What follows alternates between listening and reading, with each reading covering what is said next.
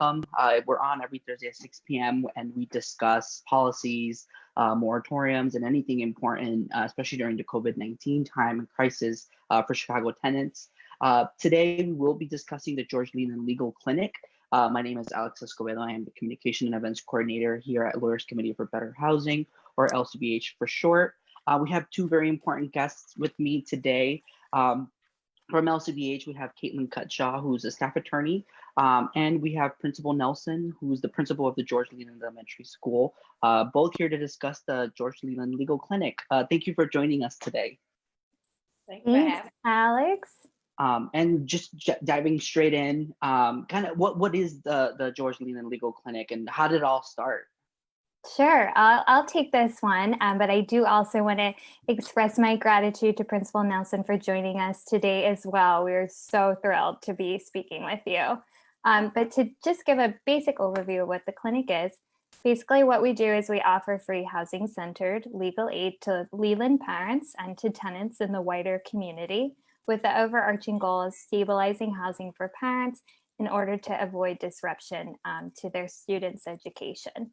It's originally we wanted to focus on the Austin community area because the eviction filing rate in Austin, according to our data portal through LCBH, is 2 times higher than the citywide average. And the community area does rank among other Chicago neighborhoods pretty high in terms of eviction rate filings. So we know that it's a service that is needed in the community, and that's why we reached out to Principal Nelson and to the Leland Elementary School. And so this partnership is made possible really thanks in part to the amazing principal. And we were able to start the clinic back in early 2020. We started as an in-person service. Obviously, with the move to remote learning and with school closures in response to the pandemic, we've been working on transitioning it into a virtual and remote opportunity. And so we want to make sure that the Austin community members and Leland parents know that this service is still available. To get connected with an attorney, they can visit rentervention.com. That's rentervention.com. Or call the phone number for the Leland Clinic, which is 708-320-8755 during normal business hours. But yeah, that's an overview of what the Leland Clinic is. Thank you for bringing all that great information. I do want to add, you don't have to memorize the website or the phone number. I'm going to go ahead and put that into the comment section as well. And if you're watching and you have any questions or any concerns or anything like that, please go to rentervention.com or put them into the comment section of the video, and I can go ahead and ask them to our 2 panelists here today. Principal Nelson, why is it important to offer services like legal aid and any other social services to the Leland community? So I think that schools are the hubs of communities.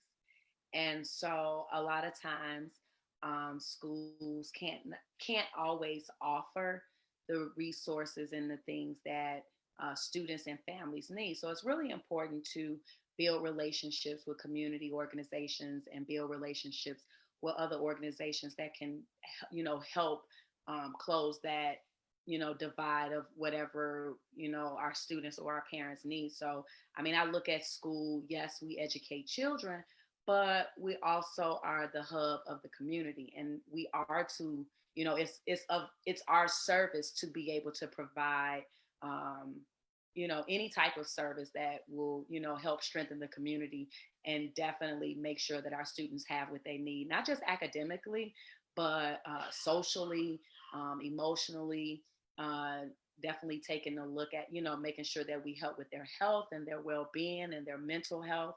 So that's why the building this partnership with Kaitlin and her law firm was really, really important. One, because she noticed a statistic that I never paid attention to, but I actually saw it.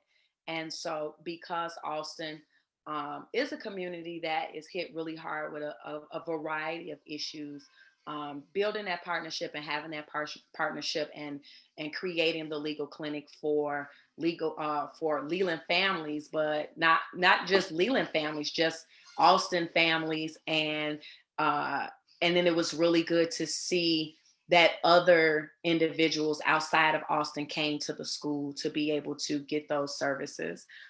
So like I said, it's really important to just build relationships with organizations that can provide the things that we can't as a school, but we can definitely be the connection for our families and our students. I love that idea of thinking about what else a student as a whole needs, kind of that wraparound thought, right? What else does the student and the family need to make sure that they're able to pursue the education that they deserve? And some information that kind of also motivated this project relevant to the area of housing is that studies show that students who change schools frequently are deemed to have high rates of residential mobility. And so compared with their peers, students with high rates of residential instability or homeless students perform worse on standardized tests, have lower school achievement, and a longer list of adverse effects due to housing instability. And so that's what we were really hoping to target, and to take that out of the equation, to have a family not have to worry about their housing, so that they can really focus their time on what their students need. And I do recall back in, I think it was January at the beginning of the year, Principal Nelson very kindly invited me to attend the LSC, the local school council meeting for Leland, which was really awesome to see because there was a long list of services that were available to Leland parents, outside the clinic and outside of housing. And it was really inspiring to see how Leland's a community hub for so many different wraparound services, which was, it's really amazing, all the partnerships that you have made with all the community organizations that you have. Yeah, I put a lot of work in. Yes, so maybe too much at times. No, I'm kidding. You're amazing. And so I know you mentioned at the beginning of today's broadcast that the clinic started as an in-person clinic. And because of the pandemic, right, and everything's shifting over to remote learning, virtual learning, how has that affected the operations of the clinic and the school? Well, like Kaitlin said, we were in person. And before, and then once the pandemic hit and the school buildings closed, that definitely canceled out all our in-person. As far as remote learning, it has been challenging for my students and my families for a number of different reasons. I think that the digital divide was something that was always there. But what remote learning did was really put it into the limelight. So it's been a challenge. However, though, I really have to say that my students and their families, and definitely my staff, have been just working really, really hard. Yeah, it's been a challenge, but I choose not to focus on all the things that go wrong. It's just really good to see that over the last 7 weeks, because we've been in school 7 weeks, that the number of students that are participating in remote learning does increase daily and weekly. So that's a really good thing. So I really try to focus more on that. But I will say in the beginning, the challenges were definitely there, and for a number of different reasons. A lot of my students are at home, because of the pandemic. They have, moved around, been with family members that have been a little bit more, that have not been hit, because Austin is one of the communities that were hit really hard with COVID. And definitely some of my students and their homes were really hit hard. So by my students moving around, they were living with grandparents who were not tech savvy. a lot of their parents, haven't been in school in a while. So just trying to maneuver the technology for remote learning has been a challenge for my families. So, in times like this, you have to be creative because we're all dealing with something that we've never dealt with before. So we offer Google Meet sessions with the parents, and so we can guide them through on how to help their children get online. So we just, you have with things like this, you have to think outside the box and really be supportive, but be a listening ear, because everyone's situation is different. And so just like I tell my teachers that they have to, when they educate the kids, they have to give them differentiated supports. Everyone doesn't have the same thing. They need different things. And so it's the same thing with their parents. They all need differentiated supports, but we have to, be patient and be a listening ear and actively listen to what they really need. So yeah. Thank you so much for sharing, what's been going on and how challenging it's been for you all. But I love that growth mindset. It reminds me of being a teacher back in the days and focusing on the positive, because that is really, really awesome to hear that the participation in remote learning is continuing to rise. And that growth mindset kind of reminds me of a report that was published earlier in the year as the schools were transitioning to remote learning, that 1 in 5 children under the age of 18 lacked access to broadband and were primarily Black and Latinx students. And that's what kind of helped motivated this Chicago Connected initiative. And so I'd be interested to hear how that has affected your school and your parents, and if that initiative, Chicago Connected, has helped get some of your students connected with internet access. Yeah, absolutely it has. When Chicago Connected first arrived, there were about, I want to say 25,000 kids that were added to the list. I believe that CPS found that really wasn't adequate. And so then over time, about 90,000 kids were added to Chicago Connected. Wow. Yeah, that was really amazing. So for George Leland, it really helped a lot of my students and their families get broadband service. So, it's a criteria that has to be followed. So naturally, of course, everybody didn't fit that criteria, but there were some other resources that if Chicago Connected couldn't, if one of my students didn't qualify for that, there was something else that the parent could do. But as far as Chicago Connected was concerned, it was an extremely big help. And it really made some of the parents just feel at ease about remote learning, because they didn't have to worry about how their child was going to get on, if they were going to be able to get on. So having the internet, having that broadband service kind of like helped us out a little bit. So yeah, thumbs up to Chicago Connected.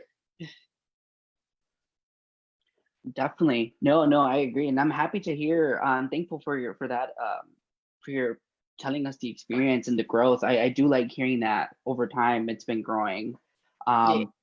And kind of just one final question, and I think this would be more towards Kaitlin, but what is kind of talk to us about the logistics. I know you mentioned it at the beginning, but about calling or going online to call the George Leland Clinic. Unmute myself. Thanks, Alex. I know it's probably not quite as exciting of a topic, but it's good to make sure that we're kind of walking through how this works, right? And we shared the phone number and we shared the website where tenants can get connected with an attorney. But basically, if you're a renter, if you live in Chicago, if you're a Leland parent, or even if you're a tenant in the wider community, we have, pro bono volunteer attorneys that you can get connected with who can give you some advice. So basically with that number that we shared, if you call, it's available during normal business hours. We'll take your information down. We'll do a little, just make sure that the housing issue that you're facing fits within our scope of our services. If not, we'll try our best to refer you to the appropriate organization. Otherwise, if it's something that we can help with, we'll go ahead and pair you with a pro bono volunteer, and they'll provide you with a brief advice, brief service, or refer you for extended representation. A little bit different with the website. If you go online to rentervention.com, basically it's a chat bot. So it'll ask you questions about the housing issue that you're facing. You'll go through that, answer all the questions, and try your best to make it to the end, because at the end is an exciting opportunity to get pushed into a virtual clinic. You'll be asked, do you want to go into the virtual clinic? You can say yes, and then be sure to make a note that you are a Leland parent or that you are a member of the surrounding community, so that we know that you're a clinic referral. So all that information will be available online, as Alex said, and we really hope that you take advantage of these services, and we want to get the word out and make sure tenants know about their rights. And it's on the Leland website. That's wonderful. Yes, check out the Leland Elementary website At leland.cps.edu. Definitely. And I'll add that link as well into the comment section so that no one has to type. They can just click on it and it's easier access. But I do also want to add that if you do go to rentervention.com, I always say, and this is what I tell everyone, go even if you're not sure if you need the help, because all the information there has been vetted and researched through our attorneys. And it does provide free legal information that's available 24/7. It can also recommend you and connect you with other organizations in case LCBH can't help you, or you require specific help that we don't offer those services for. And like Kaitlin mentioned, that all information is already in the comment section. If you're watching and you have any questions, please go ahead and put them into the comment section. I do want to kind of give a quick plug for next week's segment. I hope that if you're watching, you can come back next week at 6 p.m. But we'll be talking the part 2 of the Just Housing Amendment or Ordinance. I know we spoke about that. We covered it very overview. We're going to zoom in and talk a little bit more specific about what it is in next week's segment.